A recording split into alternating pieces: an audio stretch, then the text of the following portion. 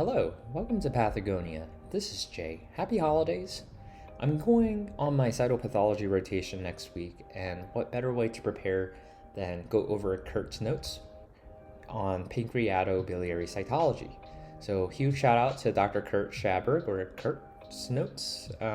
If you haven't already been, check out Dr. Schaberg's website. It's got great resources for medical students, pathology residents, and staff alike. So without further ado, let's get to it. So this is the WHO system for pancreas cytology diagnostic categories, as well as biliary cytology diagnostic categories. At our institution, we use the Milan criteria, but we are transitioning to using the WHO system. We have these diagnostic categories, as you can see here, to help us kind of stay uniform amongst different institutions, as well as you have this category of atypical, and that gives us kind of a little bit of leeway room when we're either not enough cells or there's only a few cells that have atypia, where you're not 100% sure it's benign or malignant. So just briefly going over the diagnostic categories. So if I receive cells on site or an FNA on site, and I look at it, these are the things I want in my head to kind of pre-think, like what could this be? You have your insufficient, inadequate, non-diagnostic. The risk of malignancy is 5 to 25%, and the management will be repeat biopsy if you're concerned.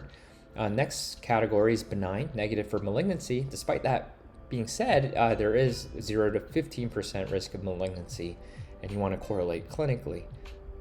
Atypical is 30 to 40% risk of malignancy, and you repeat biopsy if concerned. Pancreatobiliary neoplasm low grade, 5 to 20% risk of malignancy, and you want to correlate clinically.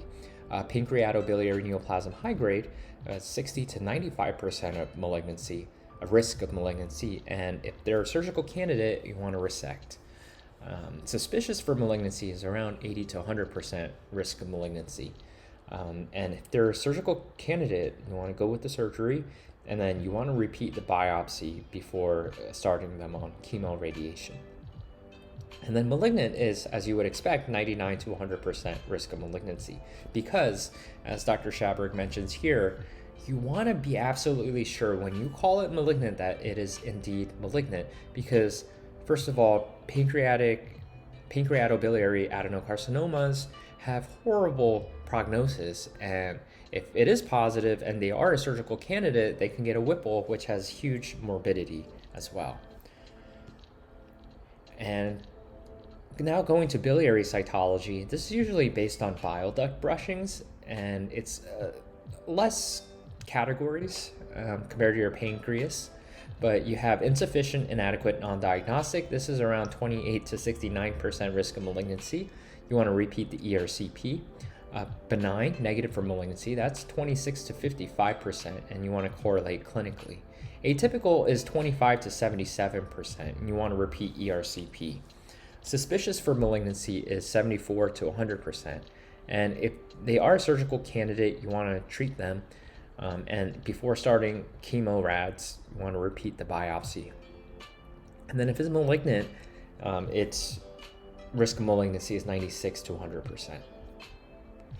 Okay, before we begin about cytopathology, let's talk about cytohistology. You know how pathologists like to make analogies to food, like oligodendrogliomas are fried eggs? Well, we have pancreatic acini, and those are clusters of grapes. And you'll see these cohesive grape-like clusters, and cytologically, they'll have these round, some eccentric nuclei with fine chromatin. They can have small nucleoli and this abundant granular cytoplasm. Pancreatobiliary ductal cells. So these are cohesive sheets with even spacing. They kind of remind me of mesos in a way, but they won't have the windows. You'll have these spaced out honeycomb, not drunken honeycomb, and you'll have cytologically round nuclei with fine chromatin and inconspicuous cytoplasm, and you won't see you'll have non-mucinous epithelium. In contrast to your duodenal epithelium, this is my favorite cytohistology. You'll have this flat sheets of non-mucinous glandular cells with a brush border, but interspersed you'll have these stars. And no, it's not Burkitt's, it's these goblet cells in the duodenum. And you may see lymphocytes or sesame seeds within the epithelium. So, wow, I'm getting hungry. I hope you're not. Gastric epithelium. These are foveolars. You can see foveolar cells with visible mucin cap, and they can be small sheets, strips, single cells, and pits with oxyntic and Chi cells. Here's an oxyntic gland on cytology. Mesothelium, we mentioned this in another Kurt's Notes video. Make sure to check it out. It's 2D sheets. You have these windows between the cells because they have microvilli. Remember, reactive mesothelium can look very scary. Okay.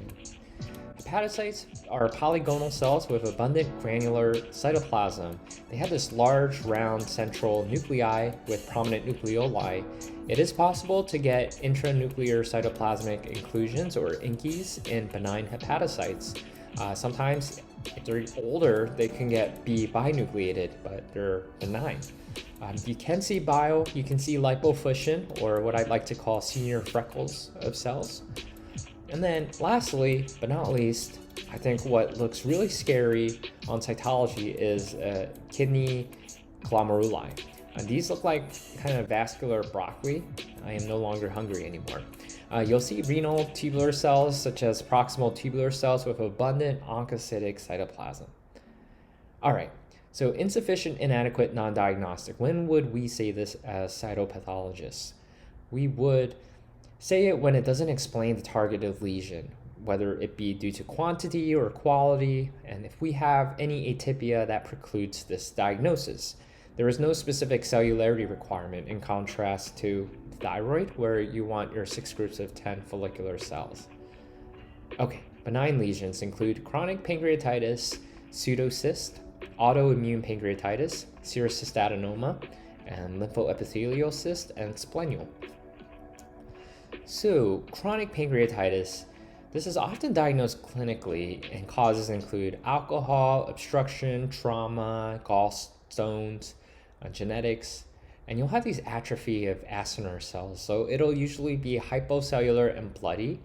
Remember that that order of progression of the destruction of pancreatic structures in chronic pancreatitis is first acinar cells are the first to go, then the bile duct epithelium, lastly your islets of Langerhans.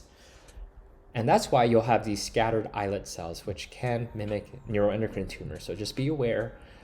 You will see fibrous tissue, chronic inflammation, maybe fat necrosis, calcifications, debris. And acute pancreatitis, I've never seen one on my 3 years here, but it is rare to FNA because it's usually a clinical diagnosis. You'll see this acute inflammation, necrotic debris, fat necrosis, histiocytes, reactive atypia is common. And then periduodenal groove pancreatitis. This is inflammation of the peripancreatic soft tissue at the minor ampulla. It can mimic malignancy. You'll see mixed inflammation, fibrotic, myofibroblastic stroma, hyperplastic Brunner's glands, and debris. Pseudocyst. I've seen these before for FNA. It's a very common pancreatic mass, often diagnosed clinically. It's fluids-filled space, and as true to its name, it doesn't have an epithelial lining, so it's not a cyst. And it happens because of pancreatic autolysis from the enzymes it has. And cytologically, you'll see these dirty, proteinaceous, necrotic background. You'll see lymphocytes and histiocytes, and the debris can include calx, cholesterol crystals, hematoidin, and you shouldn't see any significant epithelium. If you do a cyst fluid study, it would have high amylase. Autoimmune pancreatitis. This can be a diffuse or focal fibroinflammatory process, and it's important to know because if it's autoimmune, you don't have to do surgery. You can treat with steroids. Whereas if it's cancer, because it presents like a mass or jaundice, you just want to be careful not to call it cancer, even though it can present like cancer. So type 1 is your IgG4 related pancreatitis. The three trifecta findings you want to find are increased plasma cells, where specifically the plasma cells will have IgG4 positivity on greater than 40 cells per millimeter squared, or on resection greater than 200 cells per millimeter squared. Then you want to see your storiform fibrosis. Remember, storiform is that kind of architecture pattern that you see for dermatofibroma, sarcoma protuberans, or DFSP in derm path land. But instead of the cells, you want to see that fibrosis in that kind of storiform pattern. Lastly, phlebitis. This is the more common form of autoimmune pancreatitis, and that can help you is clinically you'll see increased serum IgG4. Type 2 is granulocytic epithelial lesions, where you'll have neutrophils in the ducts and acini, as we can see here. These are easier to see on cell block, and diagnosis requires clinical correlation. Serous cystadenoma. It looks like a grapefruit on gross or imaging, or like the tangential section of a grapefruit. You'll have this benign non-mucinous epithelial neoplasm. It's glycogen rich, so it'll be clear. The nuclei will be central, more or less. It'll be bland, round, and you'll have that clear cytoplasm. Smears are often paucicellular, but there shouldn't be any necrosis, mucin, or atypia. And cell blocks can be very helpful for staining because it'll stain positive for your PAS, but if it's PAS diastase, then it'll be negative. It'll also be positive for inhibin, GLUT1, CA9, AE1, AE3. The demographics are often older women, and many are incidental, and you just want to have in the back of your mind VHL mutations because it is associated with von Hippel-Lindau. Malignant transformation is exceedingly rare. Other lesions include lymphoepithelial cysts. These are cysts lined by squamous epithelium overlying benign lymphoid tissues with germinal centers. It's filled with keratinaceous debris, as you can see here, kind of similar to your keratinaceous debris you see in like cysts of the head and neck. And here's a PAP. This is the H&E, and here is the PAP of your lymphoepithelial cyst with the keratinaceous debris. Splenial, I actually had a case of this. This is an accessory spleen, and you'll have heterogeneous lymphocytes and vascular structures. There will be no tingible body macrophages, and CD8 can be used to highlight the sinusoidal endothelial cells.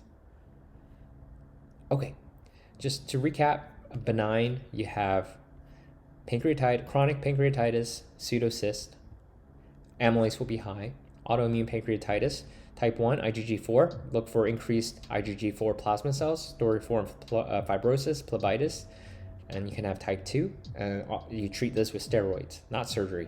Serous cystadenoma associated with VHL, PAS will be positive, PAS diastase will be negative, variable size cysts with clear cytoplasm, no atypia that you should see.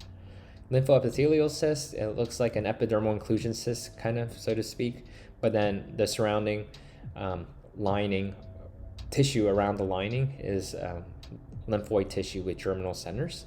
Splenial, you can do a CD8 to highlight sinusoidal endothelial cells. All right, atypical. This is your, as alluded to before, your indeterminate category. You can see a spectrum of cellular atypia and or architectural atypia that cannot be confidently classified as benign or malignant. It can also be a quantitative issue where there's only scant sampling. And if you call it atypical, that prompts for clinical reconsideration and repeat sampling.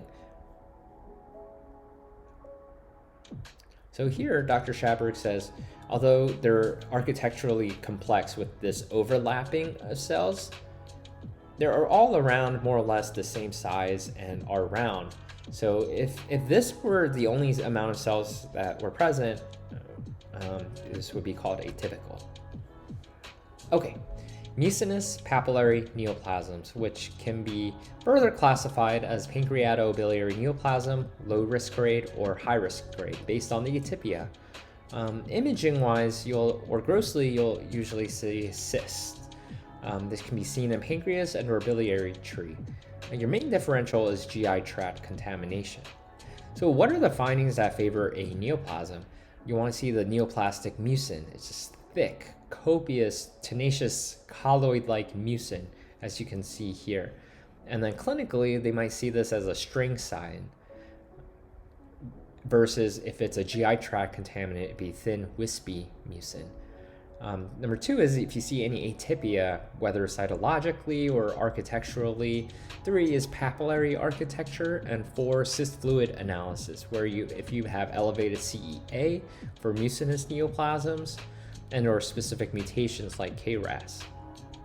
So if you do favor a neoplasm, what makes it low grade and what makes it high grade? You want to call it low grade risk as opposed to high grade risk when you have neoplastic cells that look almost like gastric foveolar epithelium. You'll have these polarized nuclei, evenly spaced, mildly crowded.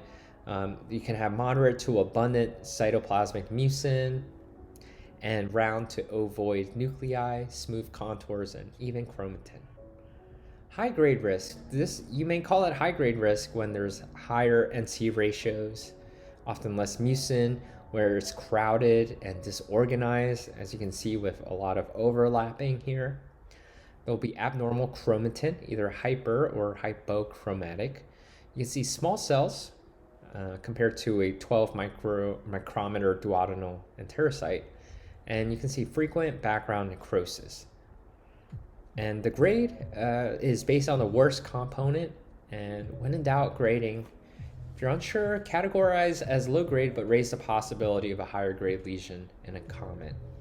And then Dr. Schaberg has a disclaimer or some discussion here where it's difficult to distinguish cytologically these specific neoplasms, and it's just fine to call it pancreatobiliary neoplasm and grade the atypia. However, here are just the specific entities that can help us when we're studying for boards. Intraductal papillary mucinous neoplasm, IPMN. This is a mucin-producing epithelial neoplasm of the pancreatic ducts. It could be a main duct or accessory duct with papillary architecture, as you can see here. This is papillariform. It is visible on imaging or grossly, and he says that to contrast it to Pannin, which is only seen microscopically. And other neoplasm is mucinous cystic neoplasm, MCN. This is generally in the tail, if I'm not mistaken, of the pancreas, and you'll see this mucin-producing epithelial cystic neoplasm with ovarian-type stroma.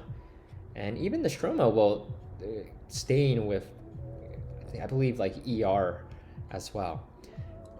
And because you need that ovarian stroma to help you with this diagnosis, a good cell block is often necessary.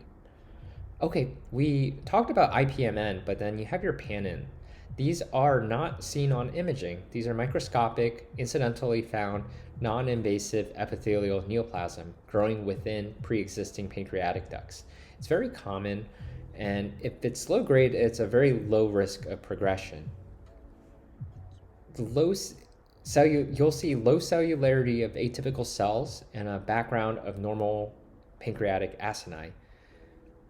So you want to have a decent quantity of epithelium before diagnosing a mucinous neoplasm or adenocarcinoma to protect you against overcalling Pannin.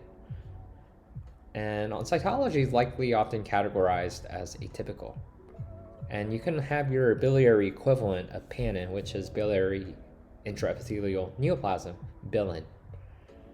You can have your intraductal oncocytic papillary neoplasm, IOPN. It's an epithelial neoplasm with complex papillae lined by oncocytic epithelium, as you can see here on the PAP, that is mucin depleted. This is hypercellular. You shouldn't see significant mucin, and you'll see polygonal oncocytic cells with granular cytoplasm. And genetically, this is a rearrangement of PRKACA/B. And although cytologically or architecturally high grade, only 1/3 of cases are invasive. And even those that are invasive are relatively indolent. Okay, intraductal tubulopapillary neoplasm, ITPN. This is an intraductal epithelial neoplasm with ductal differentiation, as you can see here. High-grade dysplasia and also lacking overt mucin production. You'll have these back-to-back tubules that is better appreciated on your cell block. You'll have cuboidal tumor cells with no mucin, high-grade atypia, and hypercellular smears with no significant mucin. It is frequently associated with invasive cancer, but still more indolent. So, just to review, benign lesions include chronic pancreatitis. You can have a pseudocyst. Will have increased amylase. You shouldn't see an epithelial layer. Autoimmune pancreatitis, type 1 IgG4 related pancreatitis, increased plasma cells, IgG4 type, storiform fibrosis, phlebitis. Serous cystadenoma, positive for PAS, negative for PAS diastase. Lymphoepithelial cyst looks like an EIC with surrounding lymphocytes and germinal centers, and splenule, accessory spleen. Atypical based on scant quantity or quality. Mucinous papillary neoplasm, you can categorize this as low risk or high risk. And on imaging, grossly cystic, your differential is GI tract contamination, and findings that favor neoplasm is neoplastic mucin, this thick mucin, atypia, papillary architecture, cyst fluid analysis. Low-grade risk, you'll have this polarized nuclei, abundant cytoplasmic mucin, round to ovoid nuclei. High-grade risk is higher NC ratio, more disorganization, crowdedness, abnormal chromatin, small cells, frequent background necrosis. And when you are a cytopathologist on site, this is, you can just leave it as it's kind of pancreaticobiliary neoplasm and grade the atypia, low or high rate. But just the different entities include intraductal papillary mucinous neoplasm, very papillariform, visible on imaging, lots of mucin. Another mucin entity is mucinous cystic neoplasm. It's got that ovarian stroma. Pancreatic intraepithelial neoplasm, panin. This is an incidental finding, and on cytology likely often categorized as atypical. Your biliary equivalent is bilin. Intraductal oncocytic papillary neoplasm also has complex papillae with oncocytic epithelium, no significant mucin. And intraductal tubulopapillary neoplasm has ductal differentiation, high-grade dysplasia, and also lacks overt mucin production. Okay, suspicious for malignancy. When would we use this? This is used when a specimen has some features of malignancy, but you're not quite there yet. It has an insufficient quantity or quality to cinch the diagnosis. This is used often in the setting of limited focal atypia, a well-differentiated adenocarcinoma, or unusual clinical scenario to avoid the false positive. Because remember, a diagnosis of pancreaticobiliary carcinoma has poor prognosis and high morbidity from surgery. You can also use this when there are underlying inflammatory reactive changes which can cause atypia. For example, when a biliary stent is present, that's going to lead to reactive atypia, and so Dr. Schaber considers downgrading his diagnosis from malignant to suspicious. Okay, malignant. Let's begin with pancreatic ductal adenocarcinoma. This is an invasive pancreatic epithelial neoplasm with glandular and ductal differentiation. It's often locally advanced or metastatic at diagnosis, and at that point, it's unresectable. This usually forms an irregular solid mass. If the lesion is purely cystic, consider high-grade dysplasia and a cystic neoplasm, which can be a precursor to pancreatic ductal adenocarcinoma. If it's well circumscribed, consider non-adenocarcinoma diagnosis, which we will talk about. On biopsy, you'll see this disorganized, irregular infiltrating glands with a desmoplastic stroma. For me, when I think of pancreatic ductal adenocarcinoma, the number one thing I think is the 4-to-1 anisonucleosis, where in the same groups of cells that you see, there should be 4-to-1, like where you can fit one of the cells 4 times in a larger cell in that same group. Other criteria is just from lower power, seeing that drunken honeycomb-esque, as well as irregular nuclear contours and isolated malignant cells. So this 4-to-1 anisonucleosis, I mean, let's just point it out here. I mean, you can fit one of these 4 times in here. So there I am at pancreatic ductal adenocarcinoma. Some additional features include cellular smears with crowded tissue fragments, mucinous cytoplasm. Sometimes it can be foamy. You can have hyper or hypochromatic nuclei and plus or minus nucleoli necrosis. Dr. Schaberg finds the pap stain smears the most helpful for looking for that 4-to-1 anisonucleosis because there's less air-dry artifact on your diff quick. Or there's more air-dry artifact on your diff quick, less so on your pap. Some subtypes to recognize for pancreatic ductal adenocarcinoma is adenosquamous carcinoma, which has both glandular and squamous components, where the squamous components should be greater than or equal to 30% and is aggressive. Colloid carcinoma, 80% of the epithelium is suspended in extracellular mucin pools. Undifferentiated carcinoma, anaplastic subtype. These are discohesive, single large pleomorphic tumor cells with abundant cytoplasm, and they can have that rhabdoid features, the tadpole, strap cells, and you can occasionally see CK positive osteoclastic like giant cells and loss of E-cadherent. Undifferentiated carcinoma sarcomatoid type are these pleomorphic spindled cells with high NC ratio, and undifferentiated carcinoma with osteoclast-like giant cells, you'll have these benign osteoclast-like giant cells admixed with variable carcinoma component. And if you get on a biopsy, you can't be definitive about one of these subtypes because you don't have the whole picture, right? But you can suggest it. Cholangiocarcinoma. This is a primary adenocarcinoma arising from the bile duct. You want to use the same criteria as for your pancreatic ductal adenocarcinoma, that drunken honeycomb, that 4-to-1 anisonucleosis, single malignant cells, irregular nuclear contours. And if there are stents or stones, you want to have a high threshold for calling it malignancies because you can have these reactive atypia. Pancreatic acinar cell carcinoma. Remember, we talked about acinar for cytohistology. They look like clusters of grapes with this granular cytoplasm. And that's what you typically see in pancreatic acinar cell carcinoma. You'll see this in classically older men. They'll have lipase hypersecretion, and you can have subcutaneous fat necrosis and fever, although it's rare. Cytologically, you'll see these hypercellular smears. You have that lobulated acinar architecture. And what can help you out to differentiate it from just your routine acini is large nuclei with prominent nucleoli, as you can see here.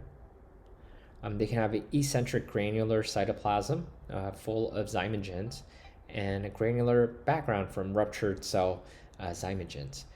And in your cell block, you can order trypsin, chymotrypsin, and or BCL10, and it should be positive. And should be negative for neuroendocrine markers because your differential is pancreatic neuroendocrine tumor and patchy nuclear beta-catenin positivity as opposed to diffuse nuclear positivity and solid pseudopapillary neoplasm. And your Ki67 should be 10 to 50%. Neuroendocrine tumor. These are well-differentiated tumors with neuroendocrine differentiation. It is cytologically loosely cohesive cells. They can be epithelioid to slightly plasmacytoid. And cytologically, as you look closer, you'll see round nuclei with the stippled salt and pepper chromatin. And you see it should be a cellular smear without significant necrosis. And just remember, if it is a neuroendocrine tumor, it can be functional. It could be hormone secreting, or it can be non-functional. And if on imaging it's greater than 5 millimeters, you want to call it neuroendocrine tumor. Otherwise, if it's less, then it's a microtumor or a microadenoma. And if you're not sure if this is acinar cell carcinoma or neuroendocrine tumor, you can get your neuroendocrine markers should be positive for synaptophysin and chromogranin. And you can provisionally grade on biopsy and FNA, but you want to defer to permanent. So if it's grade 1 is less than 3% Ki67, grade 2 is 3 to 20% Ki67, and greater than 20% Ki67 is grade 3. We talked about neuroendocrine tumor. Let's talk about neuroendocrine carcinoma. This is high-grade malignant neoplasm with neuroendocrine differentiation. And you'll see there are two main types. It's kind of similar to the types you see in lung neuroendocrine carcinoma, like your small cell carcinoma, large cell carcinoma. For the pancreatobiliary, the small cell type, you'll have high NC ratio, abundant mites, necrosis, apoptotic bodies. You'll have this pleomorphic nuclei with molding and hyperchromatic coarsely stippled chromatin. The large cell type, you'll have large nuclei with prominent nucleoli. You'll have abundant cytoplasm. You'll have anisonucleosis and necrosis. Ki67 should be greater than 20% and or the mites greater than 20 per millimeter square.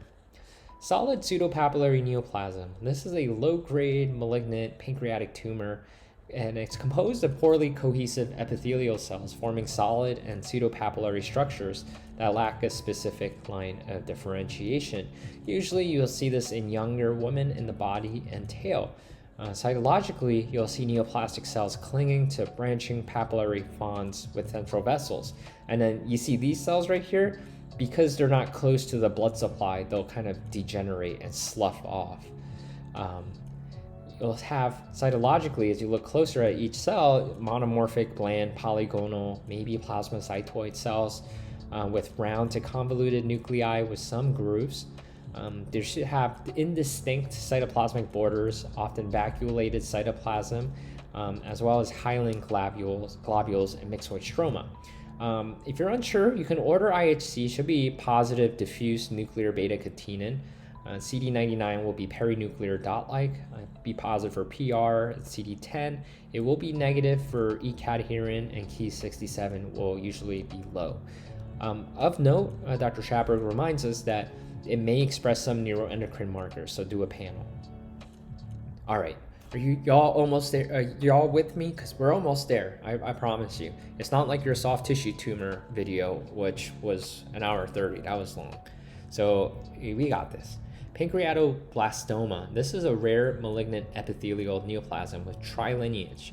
Acinar, your clusters of grapes. Neuroendocrine, look for that salt and pepper. And then ductal differentiation with your squamoid nests. The acinar growth predominates, but squamoid nests are a distinguishing feature. It is hard to diagnose by cytology, and you want to suspect this when you see the pancreatic mass in children. Metastasis, the most common source is renal cell carcinoma. Other primary sites include lung, GI tract, melanoma, and breast. Speaking of renal cell carcinoma, and just kind of tying it back to our benign category of serous cystadenoma, the patient has VHL and a serous cystadenoma, and they might have a METS. You just want to rule that out from clear cell renal cell carcinoma. All right. Well, I'll leave these here for your own review. I definitely suggest reviewing the molecular as well as CEA, which is increased in mucinous cysts, and amylase increase in pseudocysts. All right, now final quick overview. Pancreatic acinar cells, cytohistology, clusters of grapes. Pancreatobiliary ductal cells, just regular honeycombing, no mucin. Duodenal epithelium, starry night because you have those goblet cells. Gastric epithelium, foveolar cells with visible mucin cup and small sheets. You can see oxyntic and chief cells. Mesothelium, sheets with windows. Hepatocytes, polygonal cells, abundant granular cytoplasm, large round nuclei, can be binukes, can have inkies, can have prominent nucleoli, can see bile, can see lipofuscin. Kidney, intact glomeruli, looks like your delicious, ever delicious broccoli. Insufficient, inadequate when it doesn't explain targeted lesion, no specific cellularity requirement. Benign lesions, if you see chronic pancreatitis, usually hypocellular and bloody. Remember, acinar gets eroded or gets atrophied first, then your ducts, then your islets. Pseudocysts, no epithelial lining, dirty proteinaceous necrotic background with lymphocytes and histiocytes, can see calx, cholesterol crystals, and hematoidin. Cyst fluid analysis will have high amylase, should have low CEA. Autoimmune pancreatitis, diffuse or focal, want to distinguish this from cancer because the autoimmune pancreatitis can be treated with steroids, the latter with surgery. Type 1 IgG4 related pancreatitis, increased lymphoplasmacytic infiltrate with increased IgG4 plasma cells. Your storiform fibrosis, phlebitis. Type 2, you'll see newts in the ducts and acini. Serous adenoma, think about your VHL, be positive for PAS, negative for PAS diastase, clear cytoplasm, glycogen-rich cuboidal cells without any atypia. A lymphoepithelial cyst, I like to think of it as an epidermal inclusion cyst with surrounding the the squamous portion with lymphocytes and germinal centers. Splenule, shouldn't have tingible body macrophages. CD8 can highlight sinusoidal endothelial cells. Atypical, when you have some atypia, but based on quantity or quality, you're not there at either benign or malignant. Mucinous papillary neoplasms can subclassify as low risk or high risk. Your main differential is GI tract contamination. Findings that favor neoplasm is this thick mucin. Atypia, whether cytologic or architectural, papillary architecture, and cyst fluid analysis. So low grade, you want to see the polarized nuclei. They almost look like gastric foveolar epithelium, should have abundant cytoplasmic mucin around to ovoid nuclei, and you want to get to high grade when you have a higher NC ratio, crowded, disorganized, small cells, necrosis. Grading is based on the worst component, intraductal papillary mucinous neoplasm, IPMN. You see this on imaging. You'll see a big papillary architecture. It will have mucin. Mucinous cystic neoplasm will also have mucin, but it will have that ovarian type stroma. Pannin, incidental finding, microscopic, non-invasive epithelial neoplasm. If you do see this on cytohistology, it's likely often categorized as atypical. Your biliary equivalent is bilin. You can have intraductal oncocytic papillary neoplasm. This doesn't have as much mucin. It'll have complex papillae with oncocytic epithelium. Intraductal tubulopapillary neoplasm. It doesn't have mucin. It's also not that oncocytic. You'll have ductal differentiation with high-grade dysplasia, back-to-back tubules.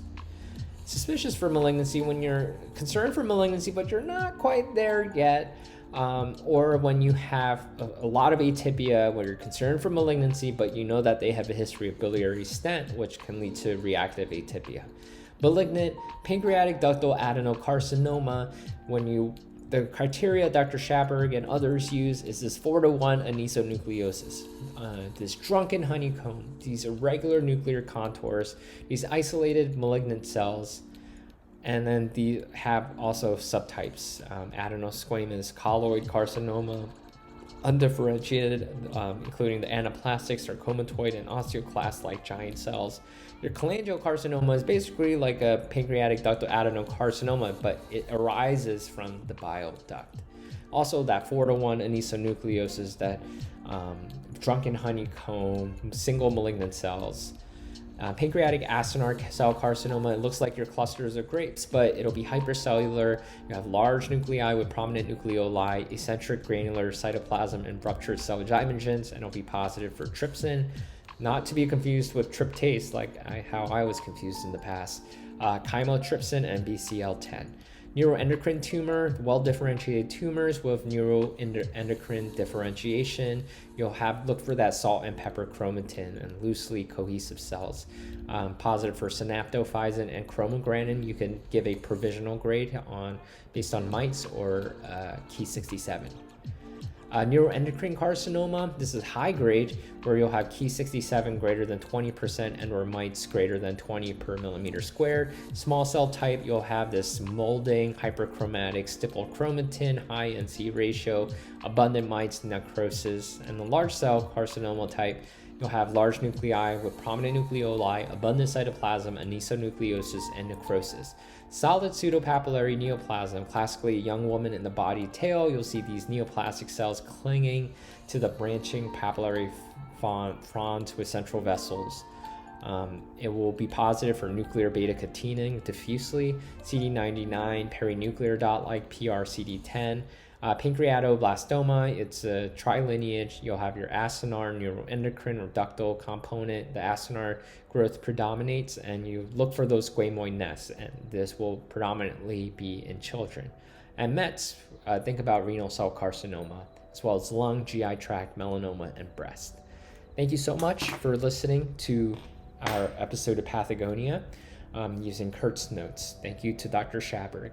And until next time, and wishing y'all a happy holiday.